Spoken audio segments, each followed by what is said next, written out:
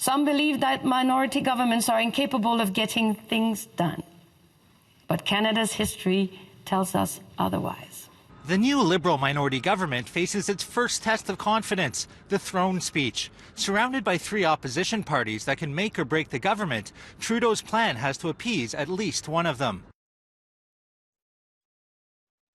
The speech from the throne is the opening act of a new parliament. Speaking for the government, the Governor-General lays out the government's broad plans for the session. Those plans must pass a vote in the House of Commons. And in this minority government, the Liberals need the support of at least one other party. If not, Canadians could be right back at the polls. It is a mandate to fight climate change, strengthen the middle class, walk the road of reconciliation, keep Canadians safe and healthy, and position Canada for success in an uncertain world. The speech makes it clear the Liberals are willing to reach out across party lines to make progress. And progress means fighting climate change. The government will set a target to achieve net zero emissions by 2050. This goal is ambitious, but necessary. One of the biggest election promises the Liberals made was helping the middle class. Without many details, they repeated those commitments. The government will give families more time and money to help raise their kids and make before and after school care more accessible and affordable. It will cut the cost of cellular and wireless services by 25%. It will strengthen the pensions so that many seniors rely on and increase the federal minimum wage.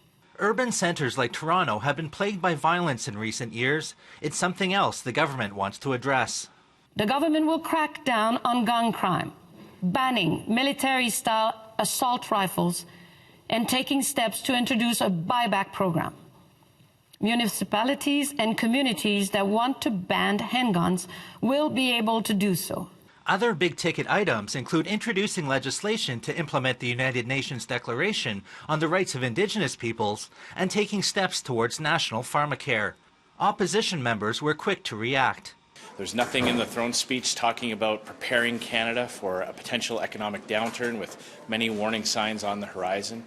Nothing about our energy workers in Alberta and Saskatchewan. Nothing about our forestry workers in British Columbia. And there's no measure he could take or try to implement about the fight against climate change that would compensate for this irresponsible policy about exploiting and exporting and consuming more and more oil.